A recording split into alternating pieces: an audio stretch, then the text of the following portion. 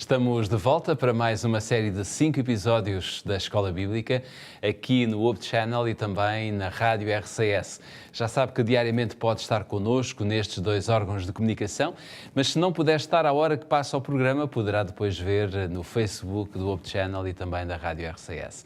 É sempre muito bom podermos estar consigo e para isso nós convidamos, para que esta conversa tenha, digamos, um sentido prático, convidamos sempre o pastor Pedro Esteves, que nos ajuda nas reflexões. Por isso, Pedro, muito obrigado por estares connosco. Claro. Nós, na Escola Bíblica, temos sempre o hábito de abrir com um sumário. Qual é o sumário de hoje? Hoje vamos tentar compreender a dimensão do sacrifício que Deus pede de nós. Se pede, que sacrifício, como seus filhos, o que é este sacrifício de que o apóstolo Paulo nos fala? Estamos a entrar na reta final da Epístola aos Romanos, mas ainda existem muitas coisas que poderemos extrair, digamos assim, dos últimos capítulos desta Epístola. Vamos abrir a nossa Bíblia em Romanos, capítulo 12, para lermos o primeiro versículo e vermos o que Deus nos quer dizer através desta passagem. Está escrito: rogo-vos, pois, irmãos, pela compaixão de Deus, que apresenteis o vosso corpo em sacrifício vivo, santo e agradável a Deus, que é o vosso culto racional. Ora bem, Pedro, pelo aquilo que nós podemos encontrar nesta passagem, podemos compreender esta ideia de nos apresentarmos em sacrifício. Pelo menos é aquilo que o que Paulo está aqui a escrever. Mas o próprio Jesus disse: misericórdia quero e não sacrifícios. Não é? Como é que nós agora podemos descodificar, no fundo, esta ideia? Pode parecer aqui uma espécie de contradição que claramente podemos compreender que não. Já vamos tentar explorar isso. Nós estamos nesta reta final, como dizias, precisamente até porque, até o capítulo 11 que já estivemos a estudar, o apóstolo Paulo foca-se sobretudo em questões de natureza mais teológica ou doutrinária, se quisermos, e agora os últimos capítulos, 12 a 16, apresentam instrução, se quisermos, um pouco mais prática, em que o apóstolo se vai referir a diversos desafios específicos, até alguns deles, à realidade da igreja ali em Roma, algumas notas pessoais também, que ele vai juntar, e portanto estes últimos capítulos têm uma natureza um pouco diferente daquilo que temos estudado até aqui, mas isso não significa que eles não sejam importantes ou úteis e até atuais, porque, claro, focam-se mais na dimensão de como é que a fé deve ser vivida e, portanto, por um lado poderemos dizer que os desafios que um crente tem que enfrentar se calhar não se alteram tanto ao longo da história como nós podemos imaginar, sobretudo os que têm a ver com a própria experiência pessoal, as circunstâncias e o contexto, naturalmente que sim, mas muita da experiência de vida, de fé, mantém-se semelhante e, portanto, há muitos princípios que nós podemos continuar a tirar mesmo desta parte final do livro. Estes princípios são quase, como eu diria, desafios que o próprio Paulo nos coloca para vivermos, não é? Sem dúvida, desafios que ele não impõe. Que estão ao nosso alcance e que nós precisamos de olhar para eles, de facto, como propostas de vida. Na verdade, ao analisarmos bem este versículo, que merece a nossa atenção, é um versículo, aliás, muito, muito conhecido, lido e comentado mesmo no mundo cristão, ele tem aqui diferentes dimensões que eu creio que podemos usar aqui alguns minutos para explorar. Por um lado, essa nota que tu estavas a salientar, de que o Paulo começa por fazer esta afirmação não como uma regra, no sentido de tentar determinar à Igreja uma conduta, mas, sobretudo, ele coloca com esta expressão rogo-vos a ideia de uma súplica. É como se o apóstolo quisesse dizer, mais do que dizer-vos o que devem fazer, é com o coração que eu venho diante de vós, por assim dizer. E por isso, ao contrário de estabelecer aqui uma lei ou uma determinação, o apóstolo chama irmãos, rogo-vos pela compaixão de Deus. Quer dizer, são logo 3 expressões aqui. O rogo-vos, que implica já esta ideia de ser uma súplica, um pedido especial que eu vos faço, quase de coração a coração.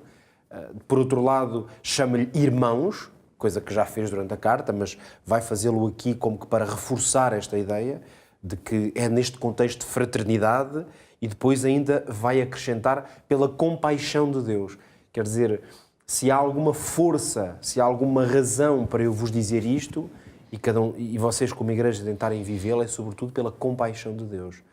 E portanto, isto mostra-nos aqui que o apóstolo Paulo, mais do que tentar impor determinações, até porque ele, claro, está numa posição, poderíamos dizer, do ponto de vista teológico e eclesiológico, está numa posição de superioridade. Ele é o apóstolo, foi chamado diretamente por Jesus para cumprir este ministério apostólico, mas nós percebemos, estas três expressões dão-nos bem esta dimensão de que na vida cristã, a experiência cristã é voluntária. Quer dizer, trata-se de uma adesão a um perfil, a um roteiro de vida, a um projeto estabelecido por Cristo, a uma doutrina também, a uma forma de vida, a uma forma de relacionamento com Deus e com os outros, que é a essência da fé cristã. É uma maneira de estar com Deus e com os outros, nesta relação que é continuamente vertical e horizontal. Ora, tudo isto se vive de uma forma voluntária. Nós podemos mesmo dizer que todas as relações que existem no contexto da Igreja, por exemplo, relações de autoridade, a liderança que é concedida a uns e aos outros, os ministérios que cada pessoa desenvolve, tudo isso acontece num contexto em que cada um tem que conceder ao outro essa autoridade. Ou seja, a autoridade que os meus pais têm sobre mim, por exemplo, enquanto sou uma criança ou um jovem, quer dizer, não sou eu que posso terminar essa autoridade, ela é-me imposta naturalmente, quase pela lei da vida. Por outro lado, existem outras leis que me são impostas, como por exemplo as do país, do Código Civil onde vivemos. Se eu quero viver num país, a autoridade, por exemplo, que é escolhida, sejam governos, reis ou o que seja, eu tenho que viver debaixo dessa jurisdição, a não ser que eu queira outra coisa, eu tenho que sair daquele território. Mas na vida cristã e mesmo no relacionamento com Deus, as coisas não se passam desta forma. Quer dizer, uma pessoa só dá autoridade a um pastor, a um sacerdote, como lhe queira chamar, a um apóstolo mesmo. Essa autoridade é a pessoa que a confere. Porque se uma pessoa disser, não, eu não quero nada com esta igreja, com esta fé, enfim, com esta confissão, o que quer que seja, então essa autoridade desaparece. Portanto, o apóstolo Paulo é interessante que, antes de fazer aqui um pedido e um desafio tremendo, ele vai claramente colocar esta dimensão, não de uma autoridade por inerência, mas reconhecendo que cada pessoa aceita essa autoridade de forma voluntária. E é nesse contexto, então, agora sim, que ele vai dizer: apresentem o vosso corpo como sacrifício vivo. Como é que podemos então entender este sacrifício? O que é que isto quer dizer? Será que o apóstolo está a falar de qualquer forma de sofrimento, de nos autopunirmos ou mutilarmos, uma espécie de masoquismo cristão, como se Deus se agradasse da minha dor? De facto, tu próprio citaste palavras do Senhor Jesus Cristo, mas há mais. O Salmo 51, por exemplo, o salmista é muito claro a dizer a Deus: tu não desejas sacrifícios, senão eu te os daria. Tu não te deleitas em holocaustos. E aqui mesmo falando dos sacrifícios, por exemplo, de animais, em que não é a própria pessoa, mas alguém tem que sofrer. Mesmo esse sacrifício, a visão de Davi, que era um homem muito à frente do seu tempo, era claramente: sacrifícios para Deus são um espírito quebrantado. Quer dizer, é um espírito voluntário, humilde. Por isso, este sacrifício, porque é que, se não é uma espécie de autossofrimento, então estamos a falar de quê? Estamos a falar de entrega pessoal, de renúncia do eu, de altruísmo. E por isso implica um sacrifício pessoal, porque por vezes tenho que me humilhar a mim próprio para reconhecer, por um lado, a soberania de Deus e, por outro lado, reconhecer também o lugar dos outros. É este verdadeiramente que é o sacrifício vivo, portanto, da pessoa, a renúncia do eu, ao qual Deus nos chama. No tempo que temos, como é que nós colocamos tudo isto em prática?